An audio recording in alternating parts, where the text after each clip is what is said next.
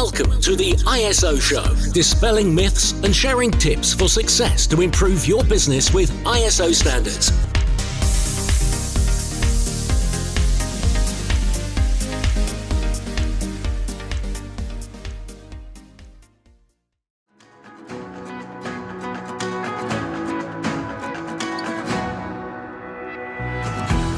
If you're listening to this podcast, then you're in great company. We've got thousands of listeners who have a thirst for continual improvement and raising standards in business. Whether your interest is in quality, sustainability, or risk standards, I'd love to welcome you as a member to our online platform for all things ISO, the Isologist Hub. The Isologist Hub is the leading place to get access to all of your online resources, from in-depth training courses through to our very popular coffee break training, to templates and action plans and many other resources to help raise standards. As a member, you get access to over 100 courses, taking you from learner to practitioner to leader. The Isologist Hub has all the resources that you need, which will really help to make your life easier and to help improve compliance in those business critical areas. So if you'd like access to learning and compliance resources ranging from data privacy to environmental management, anti-bribery, business continuity, quality, health and safety, to name just but a few, the list is endless then we'd love for you to come and join us. Just head over to the isologihub.com.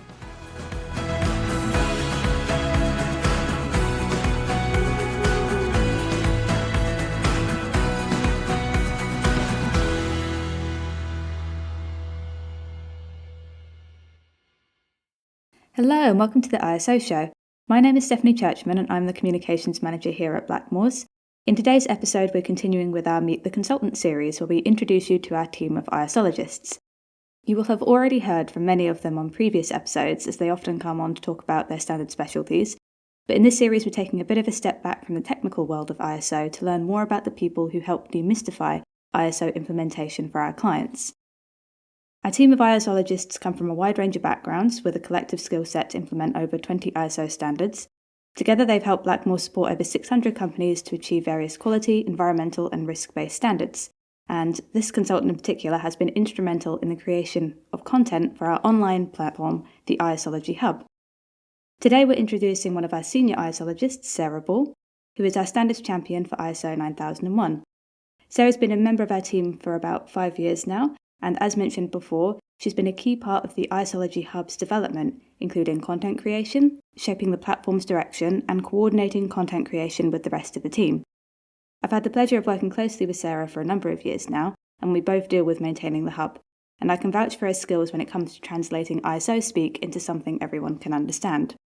Not only that, she's also known as the Team Ninja, introducing us to some key learning techniques, including being a productivity ninja, and making use of a second brain to ensure no idea gets lost along the way.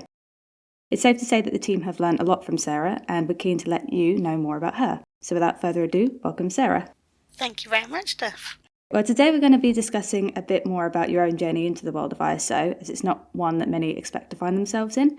Plus, I'm personally just a bit nosy and would like to hear about how you fell into ISO consultancy. So starting with, can you tell us a bit about your role at Blackmores? Yeah, sure. So as you said, I am a senior isologist. So primarily I work as a consultant, working with lots of different clients that we have, either to implement an ISO standard into their business using our isology method, or helping them to maintain their management system if they've already got a management system up and running. And as you said, I also focus on sort of coordinating the development of content for the Isologist Hub itself. You probably will have heard me a few times on different live Q&A sessions and on previous episodes of the ISO Show as well. I get involved wherever I can. But yeah, basically I spend most of my time working with clients, helping them to make the most of their management system. Okay then. So let's get to know a bit more about you as a person. So what do you do in your free time? Do you have any hobbies in particular? Oh yes, probably more than I should. Certainly more than I have time for. Primarily I love history, so that was my background. That's what I studied at school. I love travelling to places of historical interest. I love reading about history. Reading is another big passion of mine. And something I spend a lot of time on is researching my own family tree as well. So I've spent many years trying to get deeper into the family tree. Not necessarily just going back as far as I can, but also finding out as much as I can about the different characters in my family tree. So yeah, that's what I spend a lot of my time doing. I also like to go jogging. I wouldn't say running. Running suggests I go at some sort of speed. I don't, I jog. But it's a great way to sort of, keep fit, but also just get outdoors. I really like being outside. The thought of exercising in a gym doesn't appeal to me. I'm much more keen to be out in nature, whether it's rain or shine, I guess. It's just getting outside, being in the fresh air and jogging, chatting, probably in equal measure. And you've done a couple of marathons, haven't you, now, by this point? I've not managed a marathon yet, but yeah, I've certainly done some long distance running for charity. So I do the 10k Race for Life. This year I'm also doing the pretty muddy version, so I'm going to go over obstacle courses and have mud thrown at me whilst I jog 5k, which I'm not quite sure why that seemed like a good idea at the time, but it did. So yeah, that's something that I'm doing this year.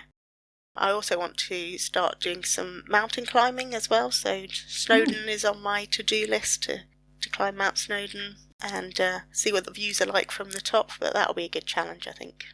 Yeah. Okay then, so let's learn a bit more about how you became a consultant. So what did you do before Blackmores? What was your path towards becoming an ISO consultant? I didn't set out to become an ISO consultant, I think that is fair to say. So I started initially in customer services.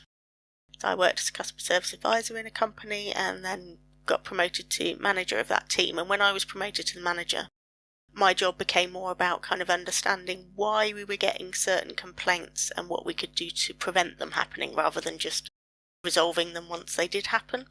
So I spent more time working with suppliers and working with other departments in the business to try and prevent some of these issues that were recurring in the team. And that kind of led on to being asked to implement a quality management system. So because I was already doing a lot of that activity, sort of understanding the root cause of issues and trying to work with stakeholders to understand how we could resolve them, I was suggested to be the person to implement an ISO 9001 quality management system. So that was my first introduction to quality management, and at that point I literally knew the number of the standard and that it meant quality management, and that was pretty much it. So I then spent a lot of time researching and understanding about it. I worked with a consultant initially as well to understand a little bit more about how you implement it, because it's one thing reading the standard, but working out how that applies to your business was something that I wanted support on. So I did that, and then 2 years later they said, let's make it a health and safety management system as well. And whilst we're at it, let's add environmental management in there as well. So within 3 years, I'd implemented 9001, 14001 and 45001 in that company. The first one, as I said, I had help from a consultant at the time, but the second two, I kind of had a feel for it by that point, so I implemented those myself. And then, spent the next sort of 10 years working in other companies, working on integrated management systems. So another company I worked at already had ISO 27001, so I learned a lot about the information security side of things. And 10 years of doing that, and then I decided to join Blackmores as a consultant. So I think, like most people, you don't kind of plan to come into it. It kind of happens. Someone has a suggestion at some point that you might be a good fit for implementing a management system or managing a management system. That's kind of how it happened for me. I mean, it's quite a harsh introduction. You're kind of jumping in the deep end straight away there.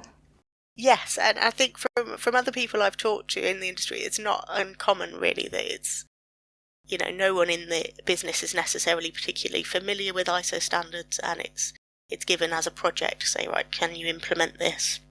So I think that's quite a common starting point for people to just get given the name of a standard and asked, would you be able to do something with this? As I say, it aligned nicely with what I was already doing in terms of the customer service role. But within 12 months of implementing 9001 in that company, my role had changed from customer services manager to quality manager.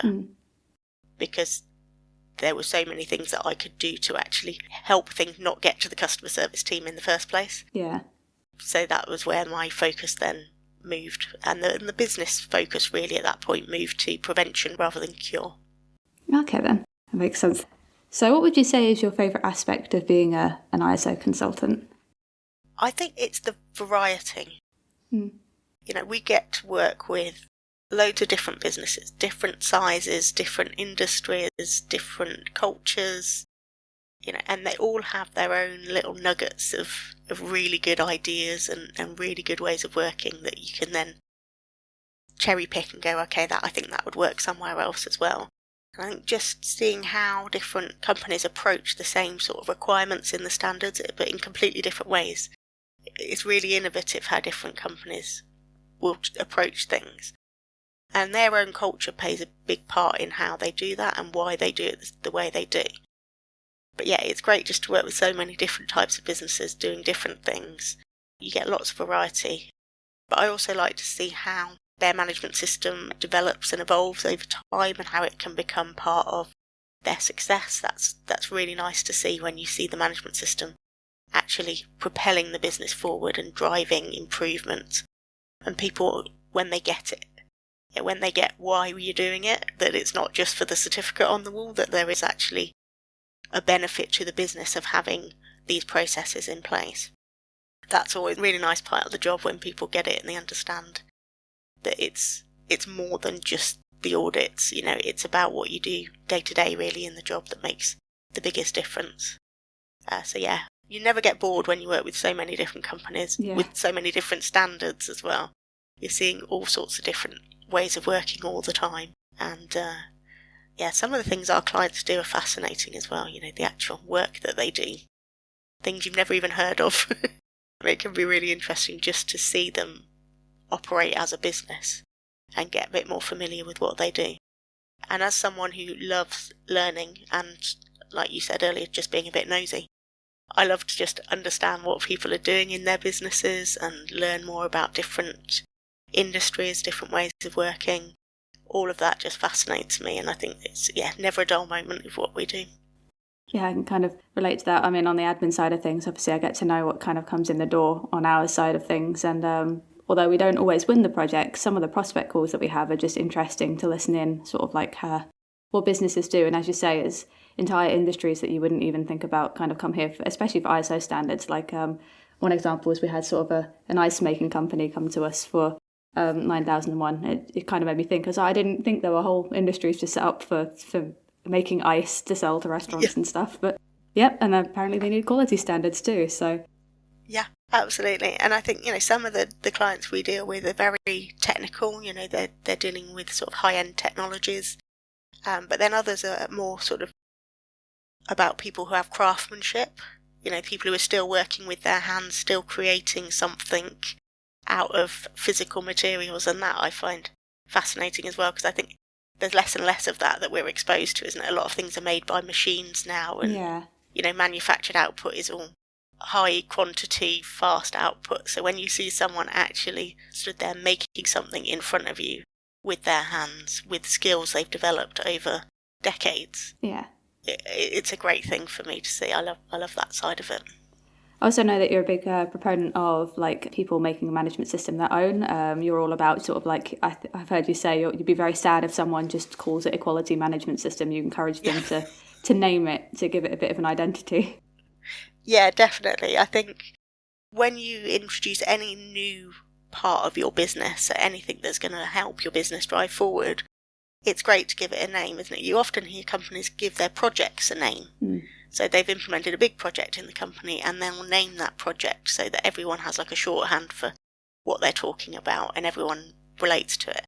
And it's the same with your management system. If you give it a name that people relate to and feel a connection with, then it's much easier for it to become part of the business and part of the day-to-day language of your business as well. Yeah. Because one of the other things I'm a big fan of is not worrying about the terminology they use in the standards. They'll talk about things like organisational context in the standard. No one uses that term in their business. It's just not the way businesses talk. But every business has its own kind of language, I think, don't they? They have their own terminology that is unique to that business or that industry, if not the business itself. And I think having a name for your management system that reflects your business and then using terminology that makes sense to your company. It doesn't matter whether the standard uses the same terminology, as long as when it comes to an audit you can explain, oh, when we say this, we mean this part of the standard. That's all it needs. You don't need to adjust your business to the standard. You should adjust the standard to your business. That's the way it's designed to work. Yeah. But I think companies can get a little bit worried about, if I don't use the right terminology, that it won't be understood in audits. But, that's part of whoever your specialist is, I guess, in the business for the ISO standard. They need to understand how that terminology is being applied within your business. But it doesn't need everyone to learn ISO speak, as it were. Yeah. Because there is a definite language within ISO standards that isn't necessarily used day to day within businesses. And partly that's because ISO standards are designed to be international.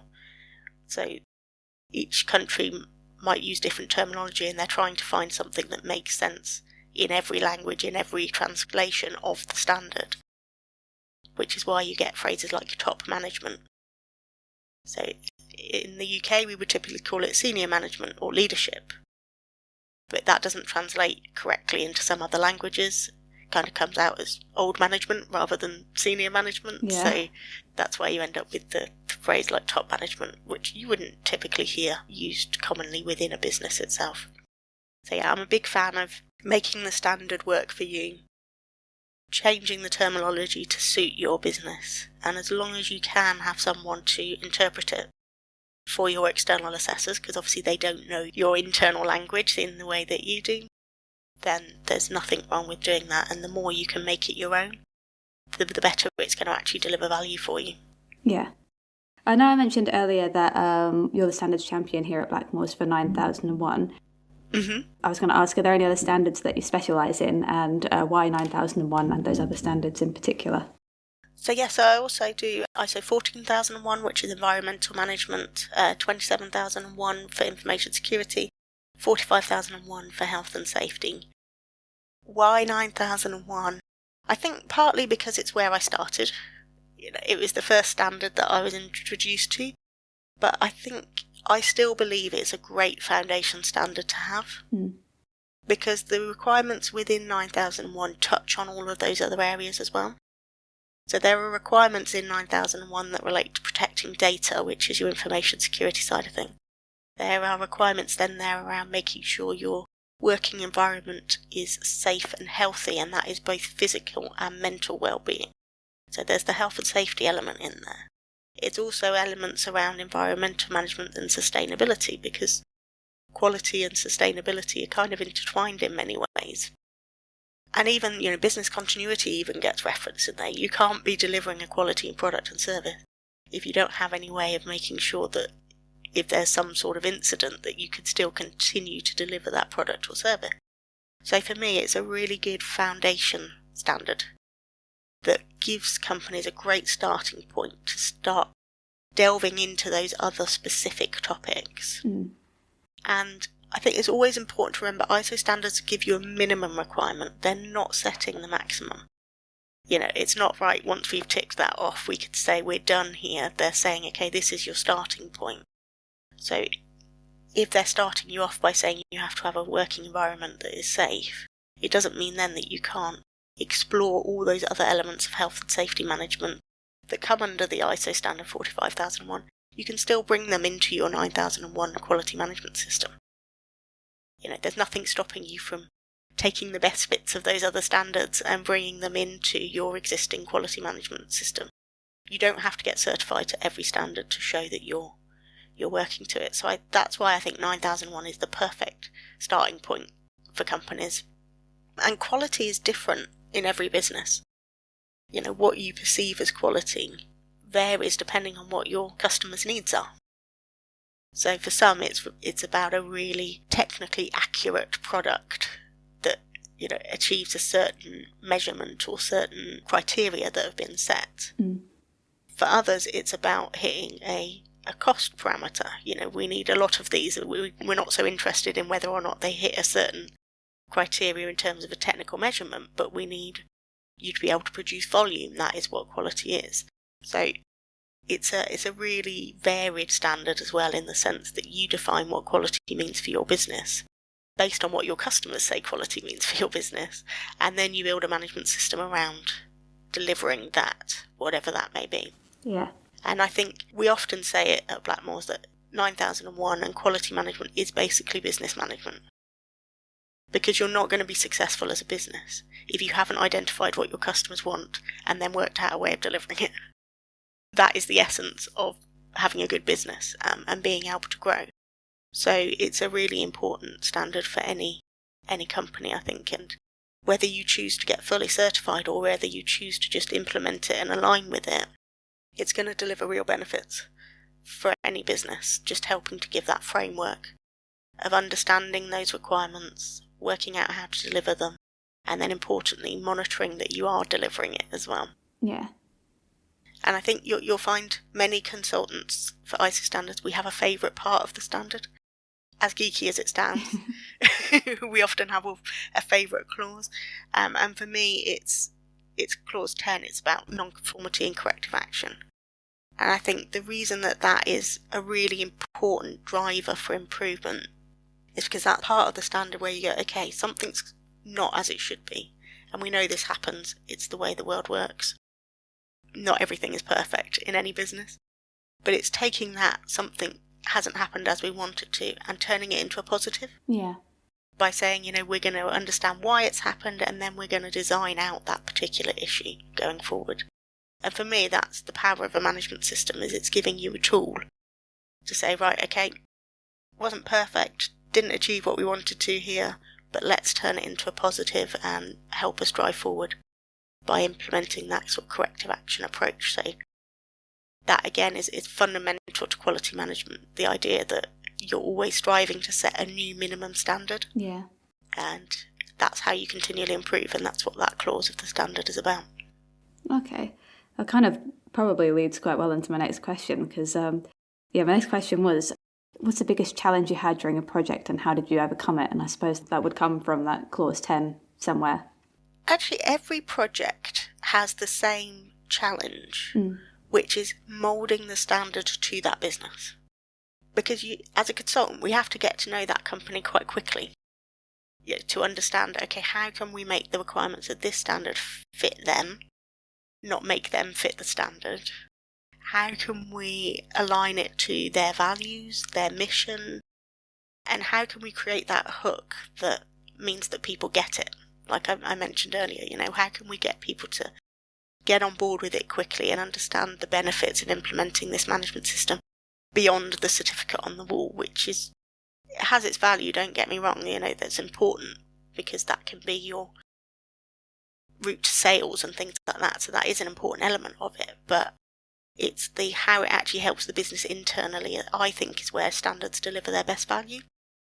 So understanding a client very quickly and then being able to mould the standard to their needs is the biggest challenge I face in any project. And for us, it's really important that we don't have the same management system with different names on it. What we implement for each client is unique to them because it's unique to their business and it's unique to their needs. So one of the first things I always ask my clients to do is to come up with a name for their management system. And some of them do just call it a management system, and that's fine, that's up to them. But I always give them the opportunity to think about branding the management system because I think that is really important for that engagement. And what name they come up with gives me a really good insight into what is important to them about this management system. It's a really good indicator. And we have lots of workshops at the beginning of our projects where we're working closely with the client, and that's how we kind of get to understand them.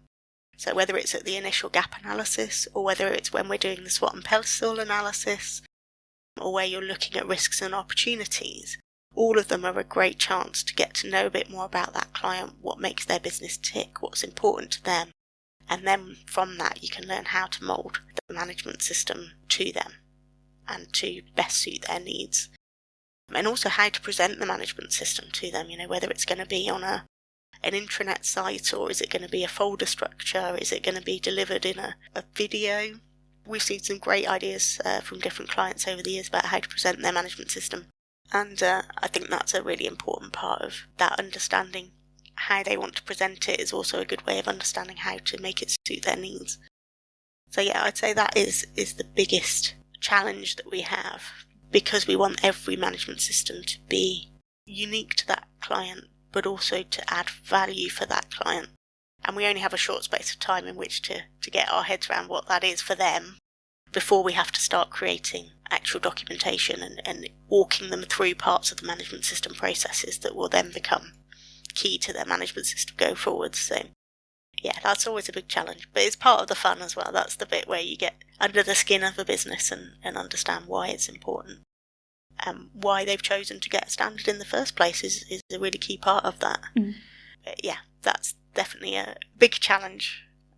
But yeah, our process itself actually helps us to overcome that challenge in fairness. Yeah, as I say, we kind of learnt lessons from that ourselves, because I think we just had a BMS for the longest time at Blackmores, and then a couple of years ago we decided to, revamp the whole management system, gave it a new name, so it's now H2O, which stands for How to Operate. I know you and Rachel worked really hard on revamping that all, making it more accessible, so now we can all access it through Microsoft Teams, because obviously during the pandemic everyone switched to remote working, so that's just kind of where everyone was based. So yeah, from personal experience, obviously from it being applied to our own business, it makes a world of difference. It means that it's not just all separate documentation that one or two people or a team of people looks at every now and again ahead of a surveillance visit. It's utilised, it's how everyone operates, everyone can look at things, know how, sing off the same song sheet, all that type of thing. So yeah, being able to implement that and being able to show our clients like an example of it working in our own business.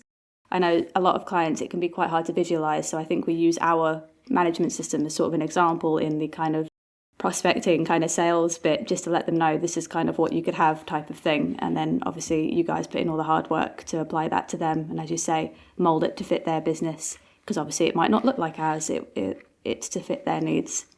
Yeah, exactly. And even if, there's core elements that are going to be common across all management systems because there's specific requirements in the standard, the overall look and presentation of that management system can be very different just depending on how different clients operate. Even, whether it's they don't have any sort of intranet system at the moment, we have supported clients to create one from scratch using, whether it be Google if they have Google Drive, or whether it be using Microsoft if they have SharePoint, that kind of thing. So yeah, it's either making the most of what they already have and becoming part of that so that the management system doesn't feel separate from the rest of the way the business operates. Yeah. Or it's creating something for them from scratch if they've not got anything in place currently. And I think it was one of the live Q&As that Ian and I did not too long ago. He was talking about, even if you have an ERP system or an MRP system, a lot of those can be adapted to incorporate your management system elements as well. So you don't always have to go to another system in order to find the processes that people need to use.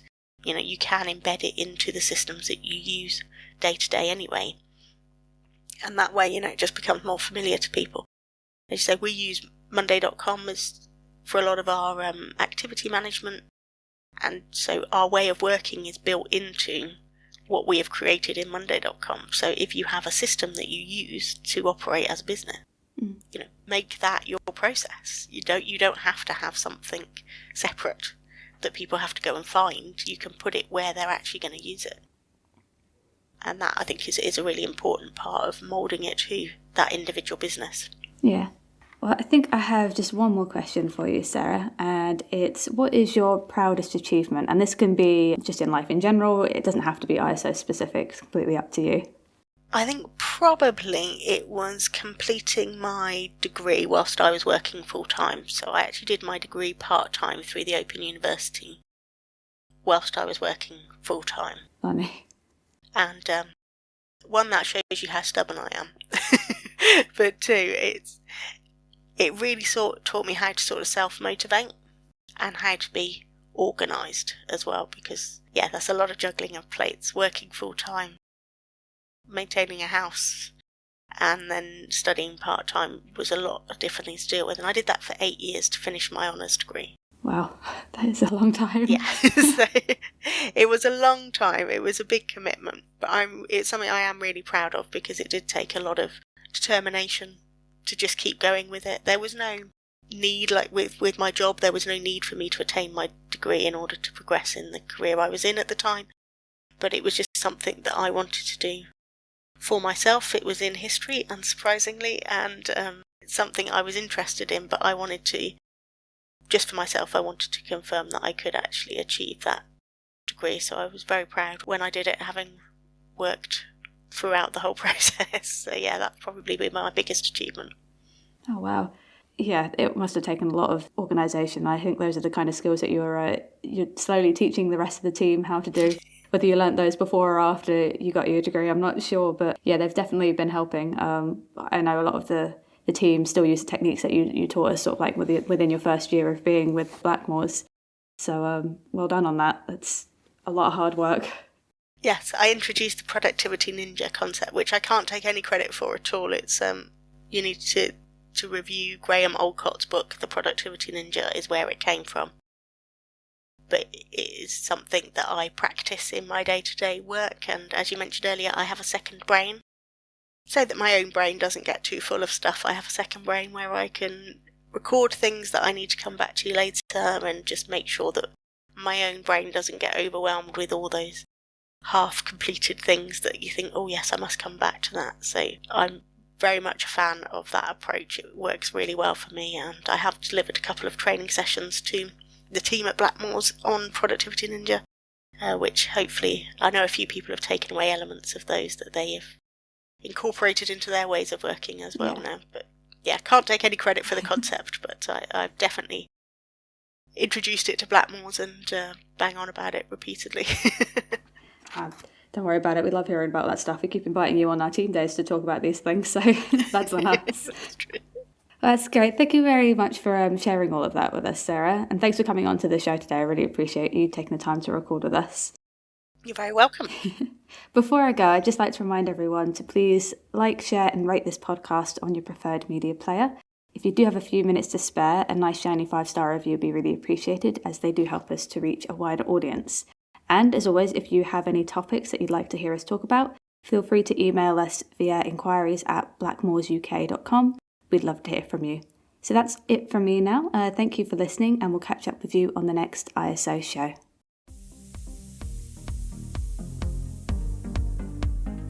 Looking to use ISO standards to drive better business practice? Contact us at blackmoresuk.com to access further information and book your free 15-minute call.